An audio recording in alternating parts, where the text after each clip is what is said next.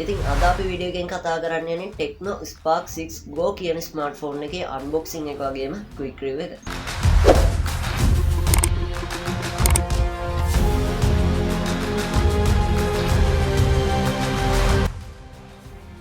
හරි ඉතින් අපි ඉස්සෙල්ලා මේ ස්මාර්ට්ෆෝන් එක අන්බොක්ස් කරගෙනමු. ඉතින් අපිට මේ විදිහට කහ පාටයි නිල් පාටයි සුපුරුදු Spark Tecno box එක බලා ගන්න පුළුවන්. ඉතින් මේ විදිහට ඉස්සරහා ගහලා තියෙන Spark 6 Go කියලා. ඒ වගේම මේ box එකේ වටේ මේකේ main specification ගහලා තියෙනවා. ඉතින් මම මේ ටික skip කරන්නම්. ඕනි කෙනෙකුට වීඩියෝ එක pause කරලා කියව ගන්න පුළුවන්. ඉතින් මම මේ විදිහට box එක unbox කරගන්න. ඉස්සෙල්ලාම ඉටිකොලේ ගලවගෙන unbox කරාට පස්සේ අපේ device එක බලා ගන්න පුළුවන්. ඊට පස්සේ අමතරව මේ විදිහට කහපාට box එකක් අමතරව බලා ගන්න පුළුවන් අපිට.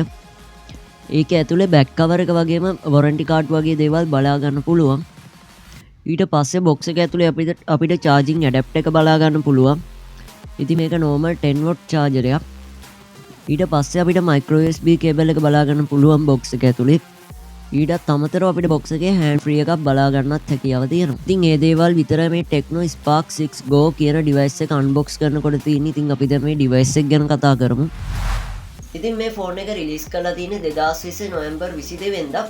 ඒ වගේම මේ ෆෝන් එකේ අපිට මේකේ බොඩි එක ගැන වැඩි කතා කරන්න දෙයක් නැහැ. මිලිමීටර් 9.1ක thickness එකක් බලා ගන්න පුළුවන්.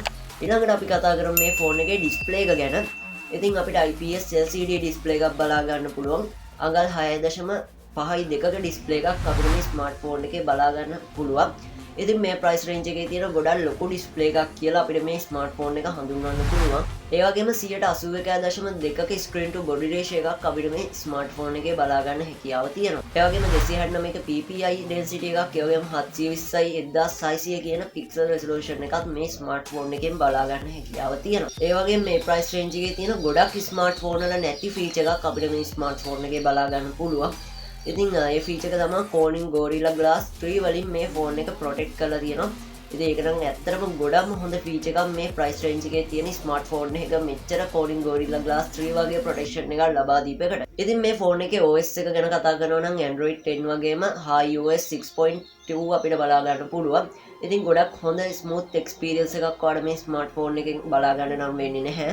lag UI එකක් තමයි අපිට මේ ස්මාර්ට්ෆෝන් එකේ බලා ගන්න පුළුවන් වෙන්නේ. ඉතින් මේ ෆෝන් එකේ chipset එක ගැන කතා කරනවා නම් MediaTek Helio A20 කියන chipset එක බලා ගන්න පුළුවන්. මේක 12 nanometer chipset එකක්. ඒ වගේම ඔයාලට මේ ෆෝන් එක RAM version කිහිපයකින් වගේම storage වශයෙන් වෙනම මිලදී අරගන්න පුළුවන්. ඒ කියන්නේ 32GB storage එකක් තියෙන 2GB RAM එකක් තියෙන ෆෝන් එක වගේම 32GB storage එකක් තියෙන 3GB RAM එකක් තියෙන ස්මාර්ට්ෆෝන් එක වගේම 64GB storage එකක් තියෙන 3GB RAM එකක් තියෙන ෆෝන් එක වගේම 64GB storage එකක් තියෙන 4GB ෆෝන් එක විදිහට ඔයාලට මේ ෆෝන් මිලදී ගන්නත් හැකියාව තියෙනවා. ඒ වගේම CPU එක ගැන කතා කරනවා නම් octa-core CPU එකක් බලා ගන්න පුළුවන්. GPU එක ගැන කතා කරනවා නම් PowerVR GE 8320 කියන GPU එකක් බලා ගන්න හැකියාව තියෙනවා. ඉතින් මේ ෆෝන් එකේ මම කැමතිම ෆීචර් එක තමයි මේකේ කැමරාව. ඉතින් මේකේ මේන් කැමරා එක අපිට මෙගාපික්සල් 13ක් විදියට බලා ගන්න පුළුවන්. ඒ වගේම මේන් කැමරා එක ගාව අපිට ෆ්ලෑෂ් ලයිට් එකක් බලා ගන්නත් හැකියාව තියෙනවා. ඉතින් ඒකෙන් ඔයාලට ගොඩක් කඳුරලාට ෆොටෝස් වීඩියෝස් කැප්චර් කරනවා නම් ගොඩක් හොඳ ක්වොලිටි එකක් ලබා ගන්න පුළුවන්. ඉතින් ඇත්තටම මේකේ බෑක් කැමරා එක නම් ගොඩක්ම ක්වොලිටි ගොඩක්ම ඩීටේල්ස් ඔයාලට මේ බෑක් කැමරා එකෙන් ලබා ගන්න පුළුවන්.